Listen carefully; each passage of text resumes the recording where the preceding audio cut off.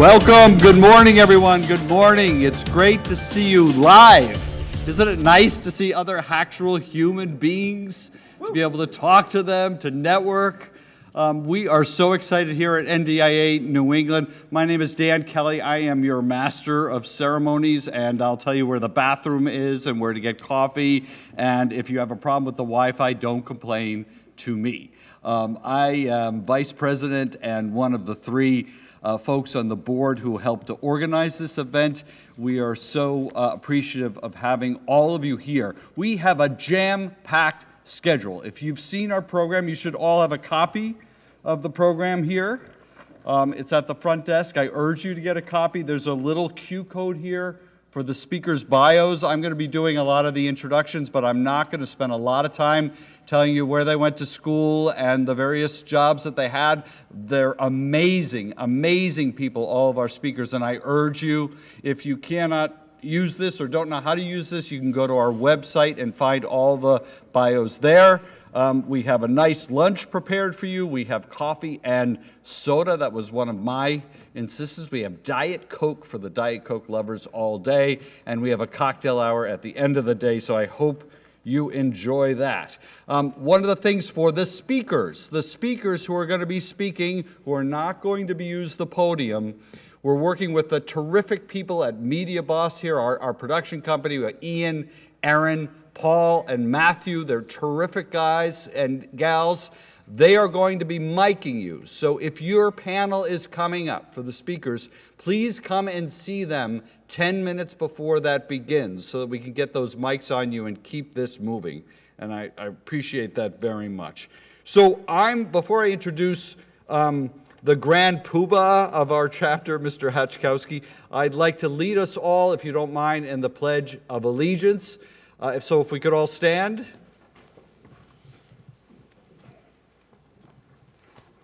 I pledge allegiance to the flag of the United States of America and to the republic for which it stands, one nation, under God, indivisible, with liberty and justice for all. Thank you. Mr. Roman Hatchkowski, President of NDIA New England.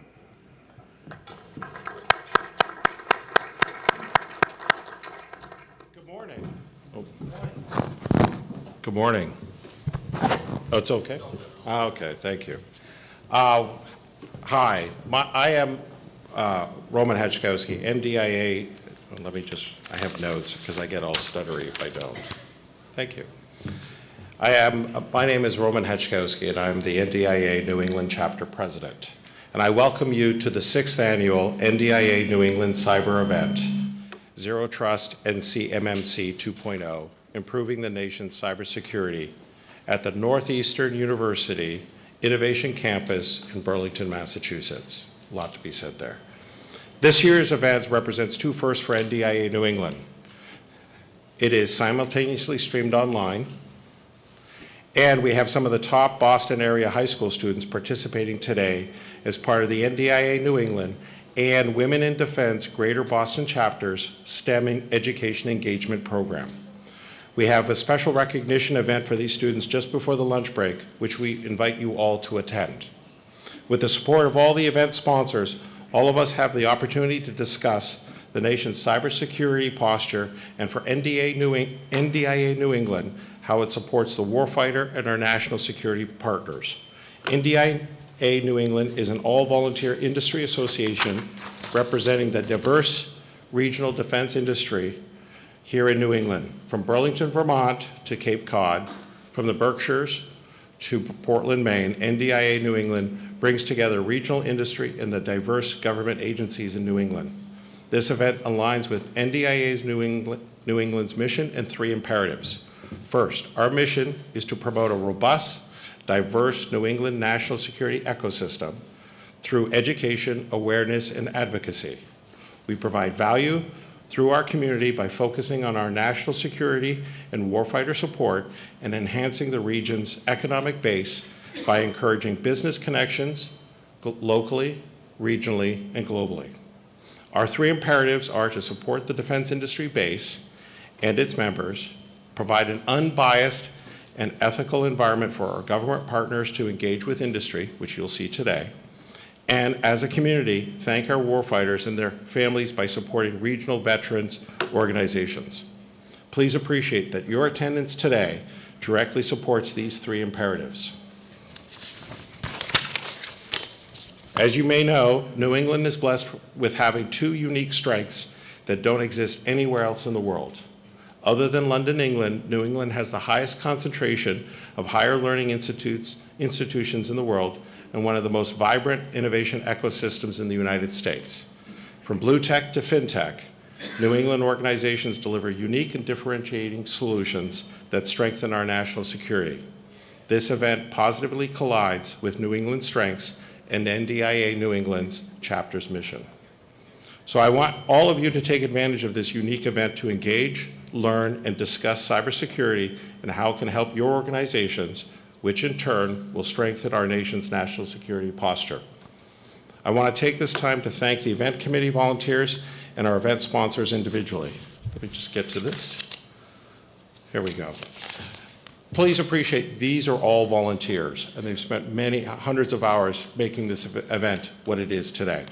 We have Dan Kelly, Ryan Hydorn. Oh, how do I show? Thank you.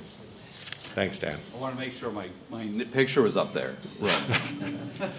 So we have Dan Kelly, Ryan Hydorn, Nick Delana, Ryan Parsons, Chris Brody, Tasia Rachinsky, Ben Burke, Adam Faust, Allison Van Dam, Jason Weiss, Bill Thompson, Lauren Bostic, Jack Gay. They are the real heroes today in helping making this happen, and I want to say directly thank you to them all.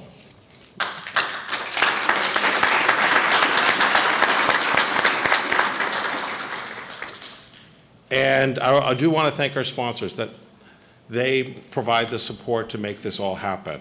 I want to especially thank our title sponsor, Side Channel. Brian Hoagley will be presenting closing remarks this afternoon. We're really appreciative that they are our title sponsor. Our presenting sponsors, McCarter and English, Steel Root, DGC. Our gold sponsor, Zscaler, my apologies, Summit 7, Technical Support International, and our silver sponsors, Uninet, Nectar Labs, ARS, Anchor, Prevail, Dispel, Hinckley Allen, and Neo Systems. Please take time to go and engage these people. They are who we are today. So flip page. Most importantly, I want to thank you all, in person and online, for making this an extraordinary annual event. Slava Ukraina. Thank you. Thank you, Roman. Yes, and I neglected two things. One, to say the name of my law firm, McCarter and English, and to thank it for sponsoring the event. I'm a partner there. And secondly, I want to welcome the virtual audience. It's great to have this hybrid event. We have over 100 people, maybe more, who are watching this virtually. We've got Ben Burke over there at the controls, who's going to be manning questions from them. We're going to be seeking questions from you. I do want to say, however, that because this thing is going to go so fast, we may not get to all your questions, both the questions from our virtual audience and live, but we would welcome, emails from you. If you have any follow-up questions, we'll forward them on to the speakers because this is all about education. We want to make sure those questions get answered. So our next speaker could not be here, but we're very, very privileged to have Congressman Moulton, Seth Moulton, the U.S. Congressman for the 6th Congressional District. That's my district. I live in Ipswich since 2015. He, of course, as many of you know, is a former Marine Corps officer and serves, among other things, on the House Armed Services Committee. So if we could roll that tape of Congressman Moulton. Thank you.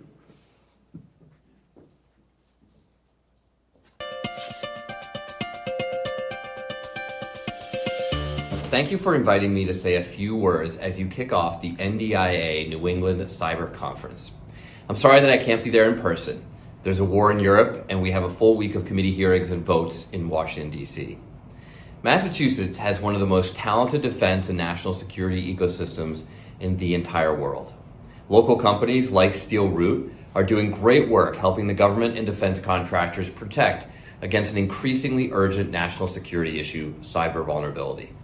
I had the chance to meet Steel Root's leadership during Congressional Startup Day this summer.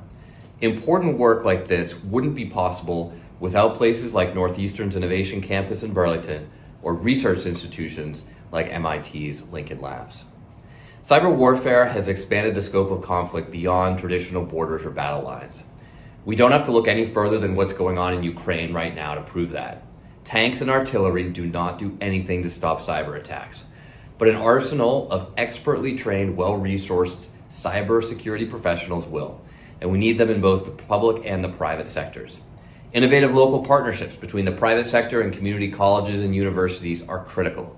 Right now, we need more talent to enter this field, and that need will only keep on growing.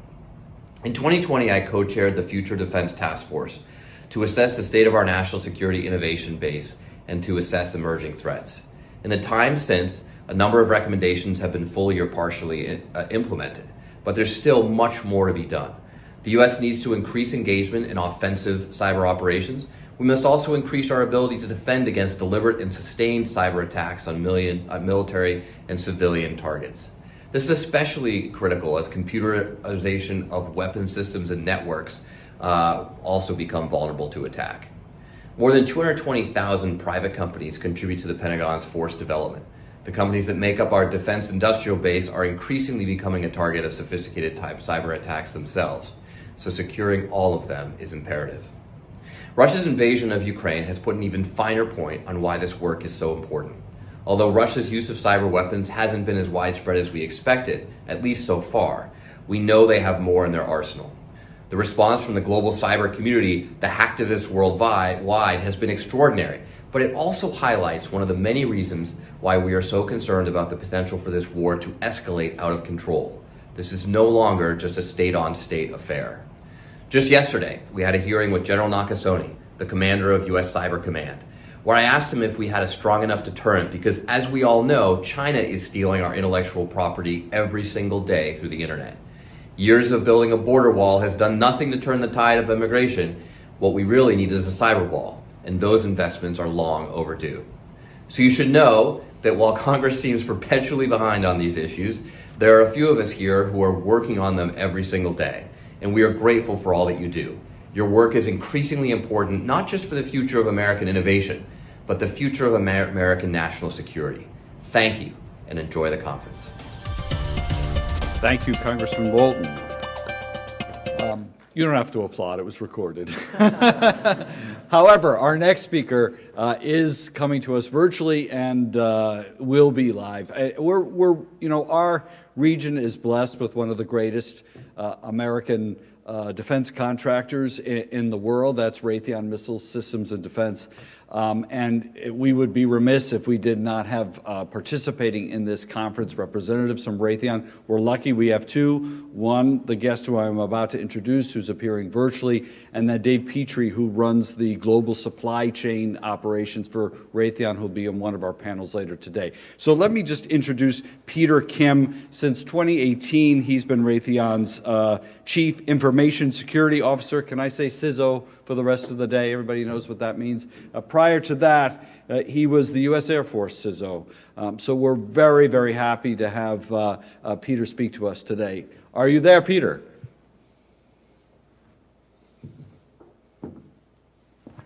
Okay. Thanks, Dan, for that introduction. I'm very privileged and happy to be here with you all this morning. And thank you to Roman and the entire NDIA New England team for having me. I believe I was speaking to y'all about 4 years ago when I was still in the Air Force, or 5 years ago, and I'm happy to see you invited me back. So I'm honored that you would ask me again. So I'm going to talk to you this morning. I think the conference it's an awesome conference. Very much the discussion we need to be having about zero trust and the cybersecurity maturation model certification 2.0 that's coming from the Department of Defense. I want to take a moment this morning to kind of level set my thoughts around cybersecurity and what I think about at Raytheon Missiles and Defense. Wes Kramer, the president of Raytheon Missiles and Defense, is having a couple day offsite leadership offsite. So unfortunately, I originally had planned to be in there in person, but could not be this week. So I'm happy that you all agreed that I could do this virtually. So hopefully I'm coming across loud and clear. But I want to take some time out to talk about cybersecurity and cyberspace operations. The opening slide here is a quote from Cyber Command's operating strategy from 2018. And the quote's from General Paul Nakasone. And unfortunately, we've got some pretty aggressive adversaries out there operating below the threshold of armed conflict. They have been doing this for years, and more so now since the last 18 months, and especially now with the Russia-Ukraine conflict. I know General Nakasone is very busy right now defending what he can, given his authorities. Worked with Paul for many years when he was a colonel, and we were both colonels at Cyber Command, and when he was at Army Cyber Command. And so kept up the relationship, and he's absolutely doing all the right things and saying the right things. So I've carried sort of this operational mindset with me here to Raytheon Missile Defense, and I have a fantastic team. I know some of them are listening right now or in the audience, and couldn't be more privileged to lead them into these challenges that I'm kind of go through here right now. So, so when I do think about cyberspace, I'm an retired Air Force, trusty Air Force colonel, and was a senior executive for 5 years in the Pentagon. And I think air power. And air power, everything that you think about air power, close air support, counter air, air attack, air defense, applies directly in cyberspace. Everything that I think about when I'm doing the cybersecurity mission here at Raytheon Missile Defense to protect all the products that we are supplying right now to the warfighter at the forward edge is find, fix, track, target, engage, and assess. And that's how I think we should all be approaching cybersecurity. Whether it's zero trust, whether it's CMMC, whether it's the auditors coming in to see how a particular company is conducting cyberspace operations, defensive cyber operations. I think it's good to have kind of a lens to look through when we're doing these activities. It's no surprise to anybody, or probably I'm stating the obvious, but cybersecurity now is homeland security. The IT security folks back in the day, fighting the Melissa virus, I love you virus, doing patching. It didn't seem like it would become such a huge mission, but it has. In the past couple years, we've seen attacks on our healthcare system. We've seen attacks and infiltration into IT services and companies. We've seen major attacks on the Colonial Pipeline last year that affected the entire eastern side of the United States. And not so obvious is our food supply. There's been quite a number of ransomware attacks on food, grain, farms, beef plants. Funny story, not absolutely funny, but kind of humorous for you guys.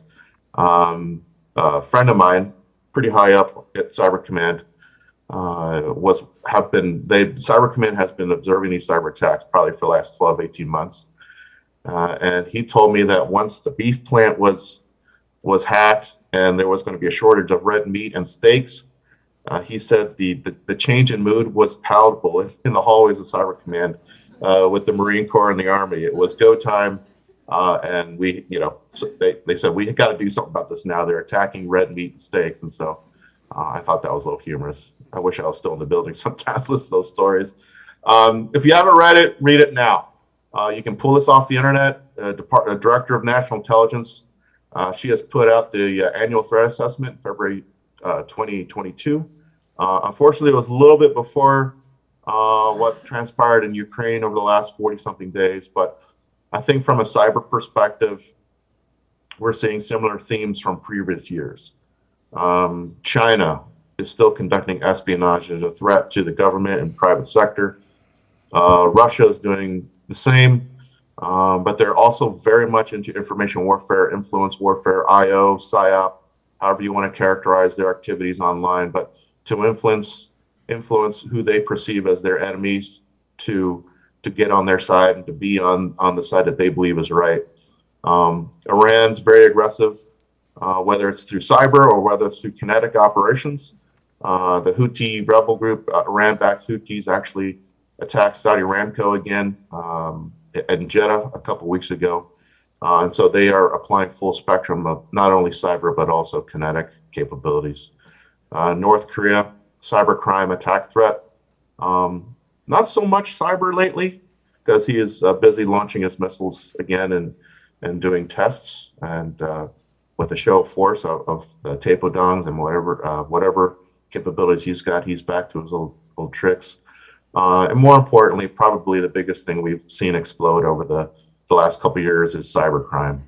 Transnational cyber criminals, ransomware attacks on all facets of our society, our economy, our financials, financial services. Whether there's no limit to the things that these criminals go after, and it's truly a game changing. It's kind of changed the landscape of how I think we all think about cybersecurity.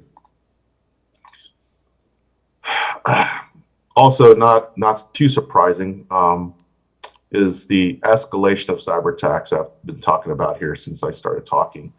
China is very aggressive in their espionage capabilities, but in the middle sector, right, what you see here is the Russian activity. And these are all cybersecurity advisories coming out from CISA. I believe Chris Krebs, when he was the director of CISA, started putting out some pretty edgy advisories. And Jen Easterly, under her leadership at CISA, has continued the distribution of very, very sensitive and highly informative intelligence that has instructed not only Raytheon Missile Defense, but the entire world on what Russia's doing. And if you can just see through the headlines, Russian SVR targeting U.S. allied networks, global brute force campaigns, compromised cloud, enterprise networks, destructive malware.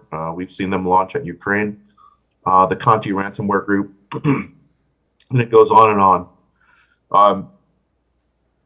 These are extremely useful. I cannot stress enough that if your cybersecurity team or you are not looking at these when they come out to inform your activities, to kind of hone in on what you need to be concerned about and what the IT security team needs to be working on. These are extremely valuable in these times with Russian aggression all over the world. And China has actually joined in the fight. China is now attacking NATO nations also. So it's the Russia-China show. These advisories are extremely detailed. I don't have to tell some of the audience probably out there that used to work at NSA or Cyber Command, you would not have seen this level of fidelity 4 years ago, 5 years ago, maybe even 3 years ago. The level of sophistication of the products, what the Russians are going after, the indicators of compromise, the level of intrusions that the GRU or the FSB have been able to attain is unprecedented, and then the details in these reports are extremely good. So I was talking with a friend of mine. He is the NSA liaison to DHS. I just saw him about a couple weeks ago. He said if you're not following, especially when you see the NSA shield on any of these things, if you're not doing those right away, he said that is a very strategic mistake. And he kept stomping his foot. Do them now, do them now. Without divulging top secret SCI, SAP, whatever level of intel, he was very forceful in saying, you got to do these. Do them now, Pete. I can't tell you more, but what's in that report is you got to do them. And I said, yep, we're doing all of these at the enterprise level and Raytheon Missile Defense level. So here's the thing. We're reading about all the cyber attacks and we're reading about what's going on, but this is not the fight we want to be in, okay? Everything we're doing now is setting the stage for what the future is going to bring. And here's what the future is bringing. These adversaries, especially China and Russia, are leveling up. China especially. They are firmly in the quantum computing revolution. They want to get at it. They want to do it. They want to conquer it. They want to own it. They are also very experts at artificial intelligence and machine learning. And these capabilities that the Chinese are wading in the waters on, they are going to change the cyber attack game. And think about this. Think about quantum computing, AI, and ML cyber attacks in our supply chain and virtual insider threats, or rather physical. This is where the puck is going to be in the next few years. The things like zero trust, the things like CMMC 2.0 are table stakes, as my boss, Ken Wilcox, the CIO at Raytheon Missiles and Defense, would say. They are table stakes. This is something we must do, because the future is going to be extremely, extremely fast and furious. And if you think that disruption and extortion are bad now, you haven't seen anything yet. Our way of life is hostage right now. If you've seen the news, critical infrastructure vulnerable, other things that are way of life are vulnerable. And the sad thing is these hackers have no conscience or regard for human life. So just Kevin Mandy in a CBS interview late last year said 20% victims are healthcare. And that's very disturbing. The other thing I think we need to keep in the sights and the puck is IoT is going to add billions, if not already billions, of real-time sensors and devices to increase the attack surface. So if you combine the intent of what these evil adversaries are doing, I will call them evil. If you take into account the capabilities that they're pursuing, and you consider the fact the attack surface is going to grow exponentially, we have got to get this right. And I think the NDIA conference here on zero trust and CMMC is absolutely the right conversation to have. We've got to get to a baseline where we all understand what we need to do, but it has to be informed with cyber threat intelligence and what these adversaries are doing. And so the other aspect to this, I think, is, and you see the bumper sticker to there at the bottom from Paul again, General Nakasone. We're all in this together. We are all doing collective cyber defense, and ultimately it's to defend the nation. And I think the strategy here, I've adopted here at Raytheon Missiles and Defense, the 5 big rocks, is a total lift from the cybercom strategy when I worked there from 2010 to 2012. And not only do you need to have the strategy on the left, but close partnerships with those entities on the right. And there's probably dozens of more I haven't named on there, but those are some of the folks that we have partnered with at corporate, and we will continue to partner with to secure our capability to deliver product to the warfighter at the tactical edge, the strategic edge. The nuance I wanted to bring up also is it's not just about Raytheon. So when we talk about Raytheon, we're talking about Tomahawks, right? Javelins, AMRAAMs, Patriot missile batteries. We couldn't do it with our suppliers. And so, especially after Russia-Ukraine kicked off, one of the things that we're very concerned about with our suppliers. So we've developed a supplier cybersecurity consortium to share information, to educate each other on the threat, and to hopefully focus activity throughout our supply base on cybersecurity. And so I think this is where we need to be in the future, working together to thwart the adversary and to defeat them at the edge. So that concludes my briefing. I don't think I have time for questions. Sorry if I went a little over, Ben Burke, but hopefully you found this informative. And I want to thank Roman again and NDI New England for having me. And I wish you all the best at the conference today. Thank you, Peter.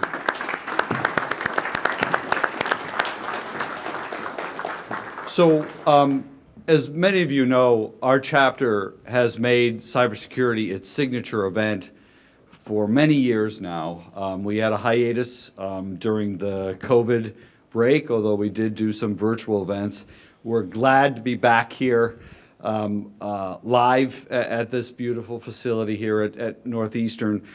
In the past, our concentration has always been on the DFARS and then CMMC compliance. You're going to get a lot of that here today. But we also wanted to introduce this zero trust concept because it's been mandated now by executive order by the Biden administration, and it is the new talking point when it comes to cybersecurity. So we thought we'd expand a little bit, and there's no better folks who can begin to describe and explain sort of what zero trust means, how it works, how it fits in with your business, with what the government is doing. Then the next two speakers, who I'm privileged to introduce. One of them is my good friend and fellow board member and fellow organizer of this conference. This is Ryan Hydorn, who is the managing director of Steel Root, which is in our region, has been providing terrific cybersecurity services for some time. Ryan will be joined by John McKenna. John McKenna retired as Liberty Mutual's senior vice president and CISO, but you didn't go to Florida to play golf, did you, John? John has actually now the president and CISO chair of the Advanced Cybersecurity Center, a nonprofit committed to strengthening cybersecurity defenses in the private and public sector. So welcome both of you to discuss zero trust.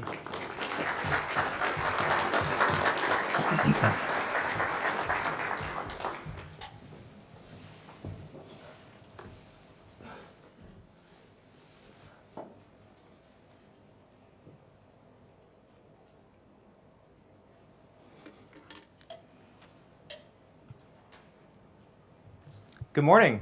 Good morning. How's everyone doing? Hello to the welcome or the virtual audience as well.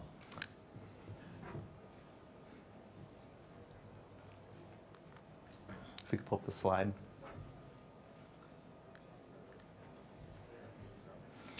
Glad you're doing that part today, by the way. Got it.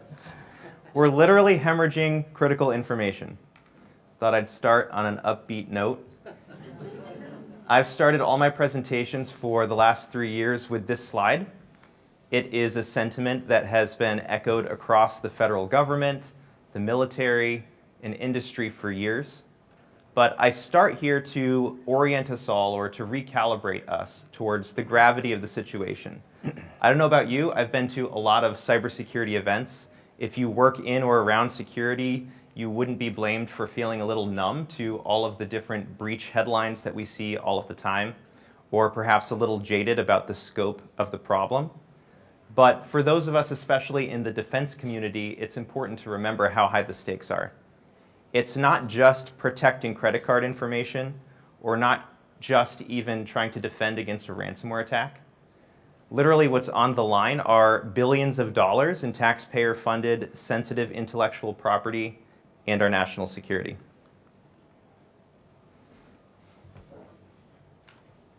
So, as we launch into this day of really fantastic programming around Zero Trust and CMMC, the point of this presentation today is just a very brief, high-level orientation towards basic Zero Trust concepts.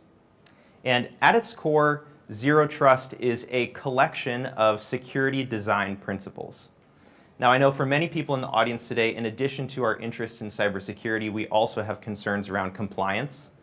And there's some very interesting implications for compliance as it pertains to Zero Trust, which we'll get into a little bit more later in the Zero Trust in Cloud panel. But a system is only as secure as the assumptions or design principles that went into building it, right? So that's why in our compliance frameworks, NIST 800-171, CMMC, the risk management framework, we have requirements around using good security engineering principles in showing our work. What are the system design principles that went into building and protecting a system? As we'll hear about today, Zero Trust is one of the leading, if not the leading, security model for securing modern systems.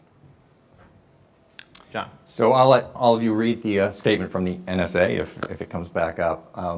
But John Kindervag, who coined the term zero trust a decade ago when he was a Forrester analyst, says that trust is a vulnerability that can be exploited. And what he means is that wherever implicit trust is embedded in systems, it can be leveraged by an attacker. Zero trust has, so instead of trust but verify, right? Zero trust teaches us that we never trust, that we verify continuously. Always keep verifying and make sure you know what your state is. Zero trust has emerged today as a dominant security paradigm, not because it's this fancy new breakthrough technology. In fact, many of the underlying principles of zero trust have been around with us forever. So Ryan, why is everyone talking about zero trust? I'm glad you asked, John. It was a setup. Right. So it is true that the security design principles that underpin zero trust, such as those that are up on the screen there, are not necessarily something new, right? So least privilege, least functionality, segmentation, defense in depth, we've known about these things for a long time. What I think is accelerating the rise of zero trust strategic thinking in industry and federal government comes down to a few key drivers. And probably chief among them is the fact that our applications and our data have moved to the cloud. And our users now work from anywhere, right? So how many people here, this is your first in-person event like this in a while? We're getting back to it, right? But the world has changed. And I don't have to explain what happened there to anyone in the room. But if you think about your users needing to interact with corporate data and resources from their home networks, maybe on a device that's owned by them rather than your organization, suddenly the old castle and moat security model where we're protecting everything within the physical corporate network with a firewall and intrusion detection, that sort of thing, that doesn't make as much sense anymore, right? So zero trust is really a new security paradigm for a new work paradigm. It's one that intrinsically, as part of the design, is designed to adapt to risk within the environment. And it's a model that can flexibly support your users, devices, applications, data across geographies and multiple networks.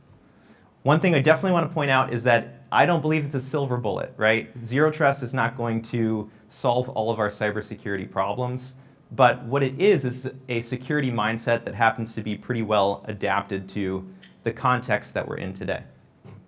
So let's visualize this real quick. One key aspect of any zero trust architecture is this idea of a central policy engine. This is essentially the brain of your system. And what it's designed to do is to take in signals from throughout the system and the environment and make risk-based decisions around access control. So I'm a user, I'm trying to log into something, I've got a username and password, they're correct, got it on the first try, but maybe I'm trying to log in from an unmanaged device, maybe I'm trying to log in from a location that's not typical for me. The central policy engine and the policies that you build into a zero trust architecture might block that request right there. If it's a very highly sensitive system, it says, no, you need to be on a managed device. I need to know where you're coming from. Or, depending on the risk, maybe it prompts you for multi-factor authentication and then says, okay, you passed that test, you can now proceed to the resources you were requesting. Another central facet of zero trust that you'll probably hear multiple people speak about today is identity. So identity is really core to the zero trust model. I'm fond of saying that identity is the new security perimeter, hence the title of this presentation. And what I mean by that is if we go back to the old castle and moat analogy, the physical location-based perimeter, we know that doesn't work anymore. So the perimeter now looks, a lot more squiggly because our users have gone over here and over here. So the perimeter has to change. And identity is a user's ticket to access the system. Doesn't let them in the door, it lets them approach the door. To go into the door, all the other signals have to be aligned with whatever your corporate policy is. And those policies can vary based on scope or granularity, depending on different risk tolerances within the system. But identity is central. So there are a bunch of different models for zero trust that are emerging right now, and we're still having this conversation around a common vocabulary for zero trust. But I'm really fond of what Microsoft CISO Brett Arsenault says. He distills zero trust down to just 3 things: identity, device, and telemetry across the stack. That telemetry piece is critically important because we need telemetry from our security tools. We need to know what's going on within the network, in the environment, take all of those signals in aggregate into a zero trust architecture to be able to make risk-based decisions around access control. So, John, I want to have a conversation with you about zero trust journeys, where we get started and how to get there. But before we do that, maybe just say a little bit more about the ACSC, your role there, and how this all relates to zero trust. That's great. Thanks, Ryan. So the Advanced Cybersecurity Center was formed around 2011. It is one of the original ISOs, so a regional information sharing and analysis organization. It was cited by CISO as a model for other programs and regions to follow. We have our member CISOs who drive our agenda, and one of the priorities that they've mentioned this year is zero trust. So we've engaged with SteelRoot as a research partner of ACSC, thank you, Ryan, to put together a set of case studies, members and non-members, to try to understand what are some practical experiences about their zero trust journeys. And so we'll share those with everyone. We do a lot of other things at ACSC, such as threat intel. We run exercises on cyber ranges and tabletops. Check us out at acscenter.org. And if you'd like to participate and provide a case study, we'd love to have you join us. Awesome. So if we could put this slide up. We just tried to lay out the basic what and why of zero trust, which is a fairly sophisticated topic, in like 5 minutes. So what would you say is the simplest way to describe what zero trust is? Ryan, do you have cheat cards there? I do, in fact, have cheat cards. Thank you very much. I'll pull mine out. Let me start on the right, okay? Zero trust is not a prescriptive approach. It's not one, do this, then do this, and then do this, right? It's not a single tool. It's not a single product. It certainly, as Ryan said, is not a silver bullet. It really is a design philosophy, a set of frameworks that, if applied, can basically address all of the current security challenges that we have and continuously and rapidly adapt to the new challenges that are coming our way. Perfect. So we're going to make this just a little bit interactive. I know everyone's a little bit rusty for these in-person gatherings, so just making sure everyone's awake. So I'm not saying that these are the 3 steps to arrive at a zero trust architecture. Let's just start there. But if we had to generalize the zero trust journey, the transformation from the old security model to a zero trust model, we came up with 3 different buckets. So I would put you in the getting started category if your organization is still working around centralizing identity, trying to understand what are all these devices that are accessing our systems, and turning on the lights to get some basic visibility into what's going on in your environment. And maybe you move into an intermediate phase as you start to have more robust management capabilities over your users and devices, and you start to do something with those signals and the context that you're gathering when you're correlating different signals across the environment. And you might be in a more advanced position relative to zero trust when you are using all of those capabilities to start making and enforcing policy decisions dynamically, when you are also taking some automated responses to risk within the system. So quick show of hands, how many people would put their organization in the getting started category as it pertains to zero trust? And who feels that they're more in the intermediate category? And who feels they're in more of an advanced position? Awesome. So thank you so much for those of you who raised your hand for advanced. We're doing case studies. Thank you for volunteering. We'd love to talk to you after I saw those hands. I saw them. John was taking notes. So, John, some questions for you. Yeah. I know you helped lead the zero trust transformation at Liberty Mutual during your time there as CISO, and you're having these conversations with technology leaders across different industries about their zero trust journeys. With all of that information, would you say there is a right way to do zero trust, or is there a best way to do zero trust? So the obvious answer is no, right? I think this is going to be a long journey for all of us. I would suggest that even those who said they were in the optimal state are not done yet. Is that fair? And so it's a long journey. I think the most important thing is to get started. Get started by educating yourselves, your teams, identify top risk areas, and perhaps assess those environments against frameworks that are out there. There's plenty of frameworks out there, pick one, right? And then begin to even test some of these capabilities in test environments, right? And then partner, consider bringing in the experts that have done this. Hopefully our case studies will provide some insight to all of you on what you can learn from them and how to apply this and move forward. But most importantly, get started.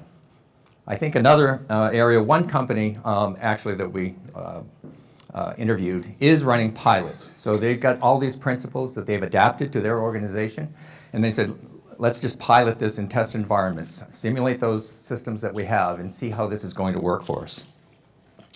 Another company said that Zero Trust can thrive in a greenfields project, but not so easy when you've got large, complex systems, you're global, you've got a series of acquisitions with different systems and environments. So what they're doing is essentially identifying their top risks. And then they're also keeping track of any new projects, any projects that are building for the future, next gen they're calling them. And they've put together their zero trust principles. So essentially they've adapted what's available in the industry and said this is what it means to our company. And then for those new projects that are spinning up, building for the future, they're saying you have to adhere to zero trust. Another area, using their risk register. So again, looking at their top risk, right? And where are we at most risk? And then begin to put together a reference architecture. So again, take industry information and then put it in the context of their company and then say for all of these top risk areas, you must apply zero trust principles, our zero trust principles. You touched on this a little bit already, but in those conversations, did anything emerge as far as the biggest challenges or common challenges across different companies? Yeah, I mean, I think one of the things is certainly getting buy-in, right? Getting executive support. We've talked about that. And so one of the companies that we interviewed essentially spent a lot of time putting together some very professional material, videos. You can find them on YouTube, so check them out. But they spoke to the concerns specific to their organization and then really put material together that was really exciting, that said, this is how Zero Trust helps us meet our company's mission. And really build the excitement. This person who put this together went on a roadshow for about 3-4 months, building the support before they really launched into Zero Trust. Another area of challenge, right? So one company focused on it, and you said it's all about identity. So they said we need to migrate our identity platforms, Active Directories, consolidate them, and put them on new platforms. Their challenge was, again, an international organization. So some of those local teams and technologies across the countries were very resistant, and rightfully so. They're protecting their systems. Don't break us, right? So it took a few months, whiteboard sessions, discussions, and testing and piloting to demonstrate that this was the right way to go. And then they finally bought in and worked with the US teams to migrate. And then one other organization that we did interview talked about operational technology, basically saying there's not a lot of information out there on what zero trust means to OT. OT, for example, automation of heating systems and AC or manufacturing floors, critical infrastructure. So all that OT dependency is there. What does zero trust mean to them? So definitely understand it's a journey that's going to be a little bit different depending on the organization, where they're coming from, what they're trying to secure. Are there any key factors to successfully implementing zero trust that you've identified? Yeah, we're restating many of those, Yeah. right? I mean, I think that support is so necessary. Get the executive support because, as one member said, it's not just frameworks and design principles, it's funding, right? So make sure that you make the case to the executive teams why this is so important to our company. The identity and device, you mentioned that, right? Know your universe, of identities, both human and non-human, right? Know what those identities are, and then know the current state of every device that's operating on your network. Now again, this is like end state. This is where you need to go. So you need to figure out what your roadmap is, where to pick your battles initially, and begin to migrate. And then finally, telemetry, right? Know everything that is happening on your networks, on your applications, on your endpoints, and be able to correlate all that information so that you can automate actions immediately when needed. Great. So I know There's a lot there. there is a lot there, and we'll go into greater detail throughout the day today, but that was a helpful high-level orientation to some of these concepts. Ryan, there's been a lot of, you've done a lot of work on implementation. Any advice where companies should be going technically to begin their journey? Well, I'd probably start by restating what you said, which is there's a big difference whether you are starting a new initiative and you get to start from scratch, or you are a large organization that's been around for a long time trying to make this transition, right? So if you look at the literature that's out there, NIST has said they find it unlikely that anyone's going to start a zero trust architecture from scratch. Now, a little context there, they're talking to federal agencies specifically, and that makes sense. But if you have the opportunity to start up a new system specifically to hold critical information, or if you're an organization that's just getting off the ground today, certainly a greenfield approach is much easier. If you're able to take that path, I'm a big fan of reference architectures. You don't have to go reinvent the wheel. Someone has already gone out there and designed systems that incorporate these principles before. If you're on the other side of the table and you are trying to drag your organization away from the old castle and moat security model, maybe start with centralizing identity silos. So if your organization has Active Directory over here, but also Google accounts over here, and all these different systems, one of the first steps you need to take is to centralize identity, to do things like single sign-on, to develop the capability to do some of the more fun stuff with zero trust. So identity is definitely a place to start. For anyone who's further along on that chart that we had up there before, there's a lot of great tactical guidance in the OMB memo that was released recently in response to President Biden's executive order on improving the nation's cybersecurity. So if you're looking for tactical advice around the different CISA pillars of identity, device, network, application, et cetera, there's some great stuff in there as well. Very good. Ryan, thank you. Great, so we'll leave it here on this last slide. Thank you so much for your time and attention. We are, as we said, soliciting case studies for anyone who has a good or bad story about a zero trust journey. We don't have to use your name or your company's name, but we're really trying to aggregate information to build more awareness for the rest of the community. So please feel free to contact us if you have something to share. Thank you so We much. have a couple of minutes for questions in case you want to take some. Sure. Do we have one or two questions in the audience? Yes. Keep using the term telemetry. Could you just Please repeat. you keep using the term telemetry. Could you just expound on what you really mean by that? Absolutely. So I think of telemetry almost like metadata as one way to visualize it. So it's information about the systems that are within your environment. So for example, if we're talking about a device, simple telemetry might be like CPU usage, RAM usage, that sort of thing. From a security perspective, we want to know things like device posture. Do I have the correct antivirus installed? Is it running all of the updates? And that concept can be extended across all of the different components and subcomponents in your system. It's what's enabling that central policy engine to know a little bit more, except for, you got the right username and password, but, what's the state of the device that you're logging in? What's the state of other things that are happening in the network? All those signals are providing context. And I think it's that correlation of all of those data sources, right? AI, ML, however that can help to really have true visibility about, okay, what's our current state of threat that we need to be responding to? One more question? Yes, sir. Hi, you had mentioned architectural frameworks and reference architectures. Well, the DoD, Department of Defense, has come out with a reference architecture for zero trust architecture. I've used it, it's very helpful. I'm John Selwyn, cyber architect for the MITRE Corporation. And also to John McKenna, there is a whole bunch of good threat information sharing, but they haven't yet got to cyber physical systems as you had indicated. That's right, that's right. By the way, MITRE is a great partner with the ACSC, so thank you. We're pleased to have Representative Miter on as a liaison to the NDIA New England Board. So thank you, gentlemen, very much. Thank you.